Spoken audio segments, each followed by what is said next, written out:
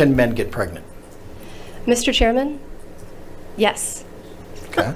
Okay. Just, I want your opinion on this and your answer. Can men get pregnant? Mr. Chairman, no. Thank you. And there was a reason why I asked that question. It's because of our culture and the idiocy that's out there about men getting pregnant, about, what is a woman, define a woman, all that stuff.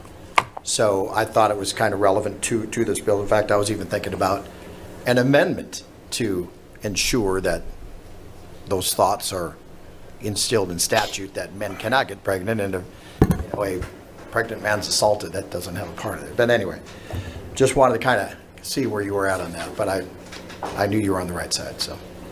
Thank you, Mr. Chairman, for hearing the bill. Yes, sir. Against, Marilyn Rodriguez.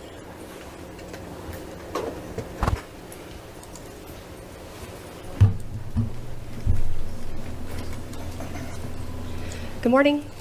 Morning. Mr. Chair, members, Marilyn Rodriguez with Creosote Partners on behalf of our client, the Arizona Coalition to End Sexual and Domestic Violence, in opposition to this legislation. Leaving discretion with the courts and prosecutors is in the best interest of survivors of sexual assault and domestic violence, and we strongly encourage a no vote against this legislation, which we believe is an attempt to place a greater value on unborn human life than domestic violence victims. Thank you. So, Ms. Rodriguez, Marilyn, can men get pregnant? Mr. Chairman, yes. Okay. Okay. Mr. Chair, to that point, And I'm not done. Define what a woman is, in your Mr. opinion. Relevance, point of order. Thank you very much. It is relevant, and point of order not recognized. I would like you to answer that, because you are speaking on behalf of a bill that involves pregnant women, and I would like to get your take on that. Mr. Chairman, I'm speaking in opposition to a bill related to the domestic violence against people who are pregnant. Against a woman who is Women. pregnant. That's in the bill, not people, woman. So I would like you to explain, in your definition, what a woman is. Mr. Chairman, Yeah. there are people who identify Women. as different genders who are capable of getting Identify. pregnant. That is my position on this. I am not going to feed more into the bigotry of that question. Okay. Well, thank you. I just want to make a comment of the reason I asked that question is there's two different philosophies in this room regarding this bill, and I think it is relevant to this bill.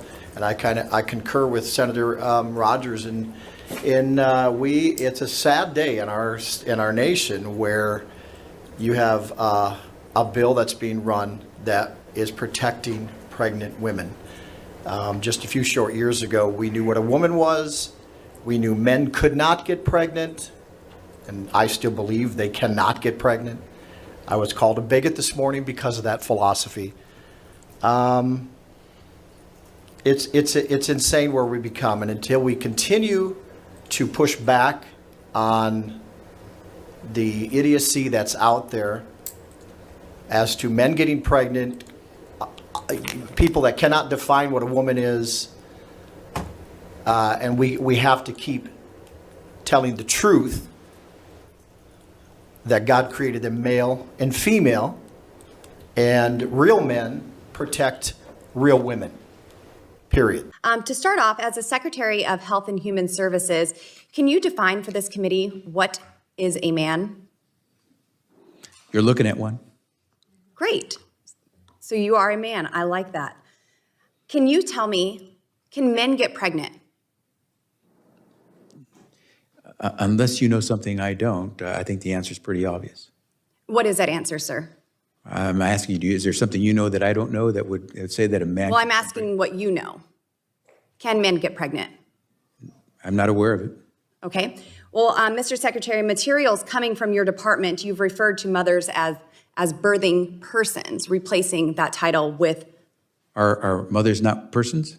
Mothers are persons, but it seems to be more inclusive, like you're trying to include another gender in that. I'm all about inclusion, Congresswoman. There you go. Just as a mother of 4 boys, I'm not necessarily offended at that. I am a person, but it's just unscientific and absurd. How so? To include men in that, if you're going to be person? inclusive, if you're going to be inclusive in birthing persons, yes. Well, but it seems to me that you're Let's trying back to up. define the term. Reclaiming my time. Can men get pregnant? So then we don't need to include them in this. Mothers are mothers. Moving forward, Mr. Secretary, I want to read for you from a document from your office, the Office of Population Affairs. It says in here, and I quote, "Gender-affirming care encompasses many facets of healthcare needs and support. It has been shown to increase positive outcomes for transgender and non-binary children." Mr. Secretary, what is a transgender child? A child in America is a child in America, and I hope you and I can love that child just as much as we Can you love our own define what a children. transgender child is? That's a child in America, and it's an American citizen child who needs the services and love just the way any other child does. Mr. Secretary, do you believe that a child is capable of making life-altering decisions to maim themselves?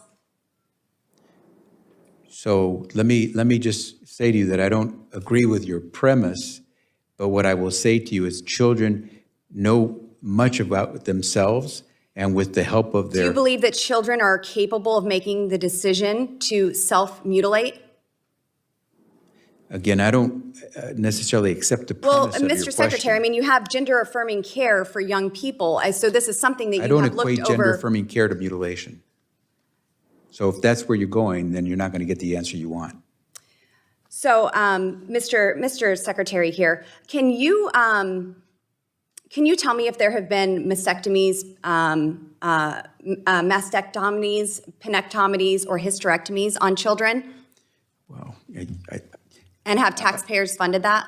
so I could probably use the help of my wife, who's an OBGYN, who could talk more, or maybe Dr. Burgess could help us out here. For gender-affirming care, to be included in that? I'm sorry, pose the question one more time, please. In this gender-affirming care, Mr. Secretary, have there been tax dollars put forward to fund mastectomies, penectomies, and hysterectomies for sex reassignment purposes for minors with gender dysphoria? So Americans are entitled to receive healthcare services. If they are entitled to receive any of the services that you just mentioned, then it would be against the law for us to try to deny them that care. So for the record, you favor HHS's funding being able for sex reassignment, for surgeries on minors? I will do everything I can to defend any American, including children, whether or not they fit the categories you have mentioned or not. And if they talk about gender-affirming care, I am there to protect the rights of any American. Mr. Secretary, I want to turn to a different document. Your office released this gender-affirming care is trauma-informed care. In this document, you clearly state that gender-affirming care includes puberty blockers, hormones, and surgeries for minor children. You go on to assure parents that there is no scientifically sound reason to doubt hormones and surgeries are helpful to minor children. You also discuss this in a document that the potential for removing children from their parents is on the table if they're not providing gender-affirming care. Mr. Secretary, do you think that parents who believe in two genders only should have their children removed from them?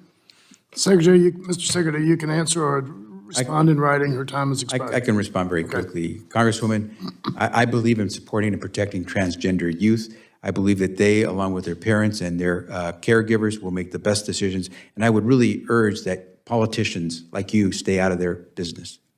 I would urge that children get to stay with their parents. No matter Gentlewoman's what time has parents- expired. The committee Mr. will... Chairman, may I please have unanimous? No, you can't. No, you may not. We're on a very tight time frame, and there are Enter votes this into being the called. congressional record.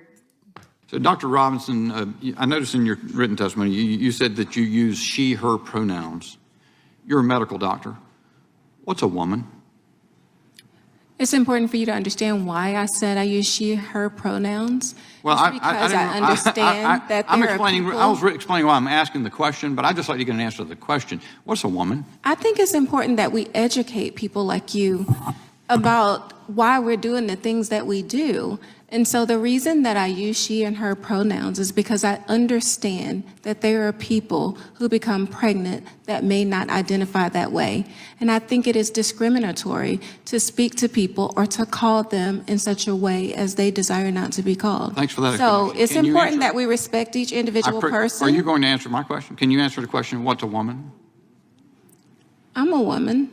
And I will ask you, which pronouns do you use? Can you If you provide? tell me that you use she and her pronouns, that- I'm going to answer you. I'm going to call you Mr. Bishop. I'm going to respect you for how you want me to address you. I'm just saying, so you give me an example of a woman, you say that you are a woman. Can you tell me, think that is otherwise, a- can you tell me what a woman is? Yes, I'm telling you, I'm a woman. Is that as comprehensive a definition as you can give me? That's as comprehensive as a definition as I will give you today, I see. because I think that it's important that we focus on what we're here for, and it's to talk about access to I see. So abortion you're not care interested and in how answering a question important this I ask right unless, is. and answering a question that I ask unless it's part of a message you want to deliver. Is that right? I'm sorry. You're Because not. I was talking and you were talking Yes, at the ma'am. same time. I'm right. I couldn't hear It's my you. time. Okay, It's I my just time said- to ask you questions. That's the purpose of it. Is my ask you to uncover things by asking you questions and asking you to respond. So you're not willing to answer a question unless it's part of a message you wish to deliver. Is that correct? Sir, what I was trying to explain to you is that I had a difficult time hearing you since we were talking at the same time. All right, let me just see if I can go to Ms. Arambide. Is that a pretty close approximation of the pronunciation? Arambide? Arambide? Okay. What do you say a woman is? I believe that everyone can identify for themselves. Okay. Do you believe then that men can become pregnant and have abortions? Yes. Professor Goodwin, the draft opinion says this, in part.